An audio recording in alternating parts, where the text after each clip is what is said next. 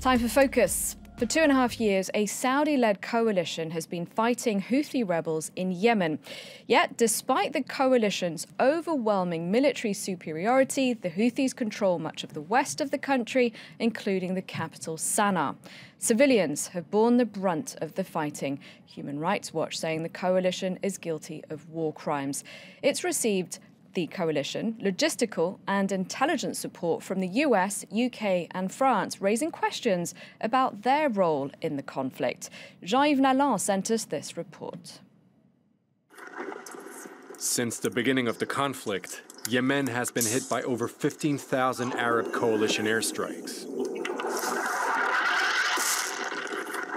The raids targeted not only military positions, but also villages, towns, and even the historical center of capital city Sanaa.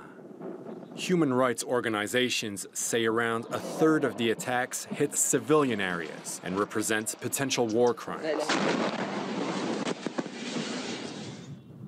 The Saudi-led coalition, an alliance of 9 mostly Sunni countries, receives logistical support from the US, France, and the UK. But NGO Human Rights Watch says it has been accumulating evidence on the ground that the West has also supplied some of the weapons used to carry out these direct strikes on civilians.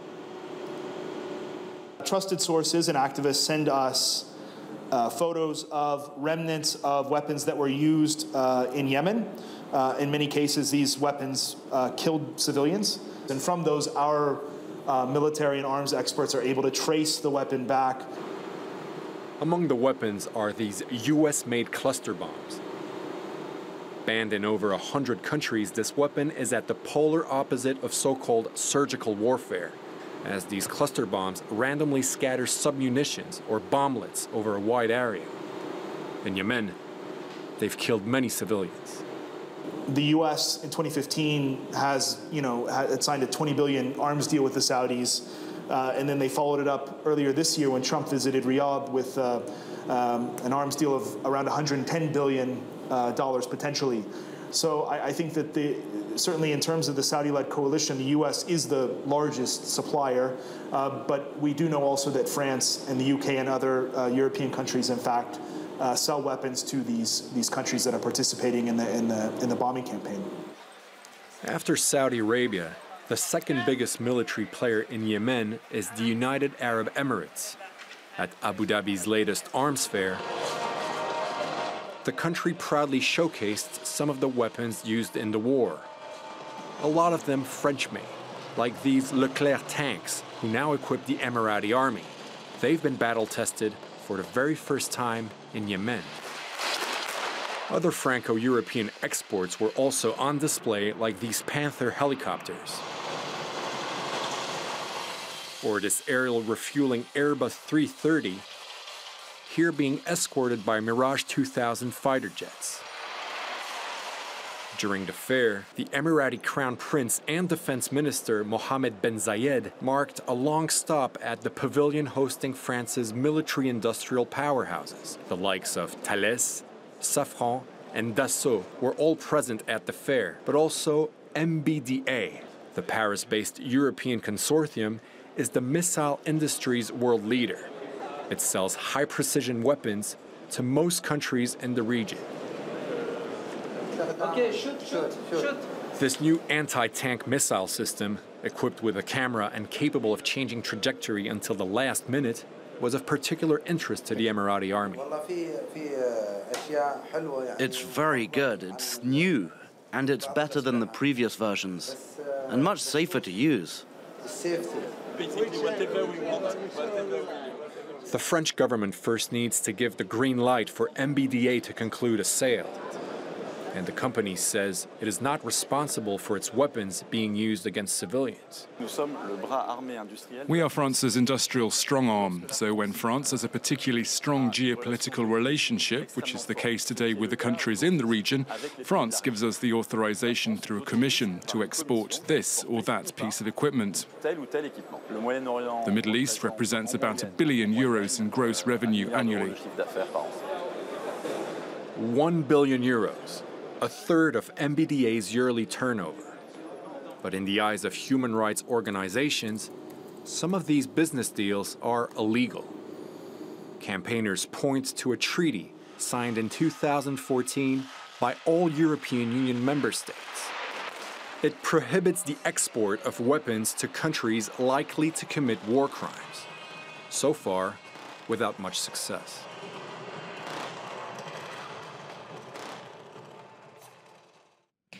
Muna Hashem joins me now in the studio. She's the Advocacy Director of Arabian Rights Watch Association. Hello, thank you very much indeed for coming in. Thank you. Now, as I mentioned in the introduction, and as we saw in that report, there are several Western countries, the US, UK and France, providing logistical and intelligence support to the Saudi-led coalition in Yemen. Does that mean that these countries, indirectly responsible for the suffering of civilians in Yemen?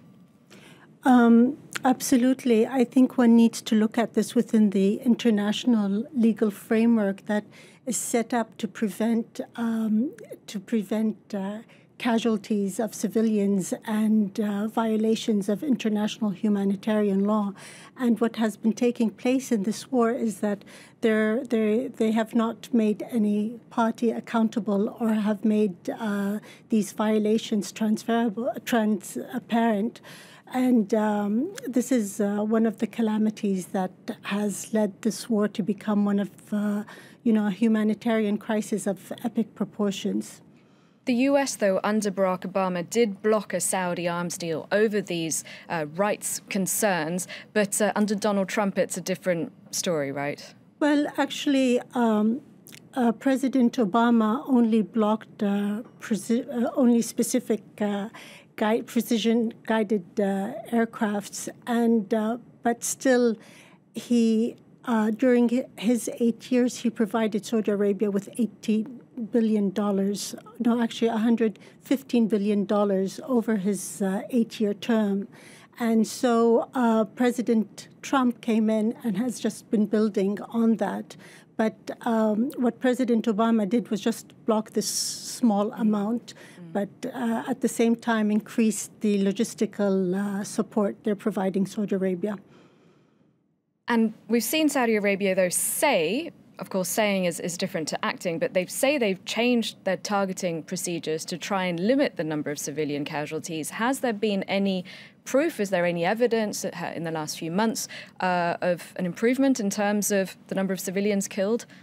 Well, according to the reports that are coming out of that, during the last 6 months, they've doubled their warfare, or their airstrikes on Yemen.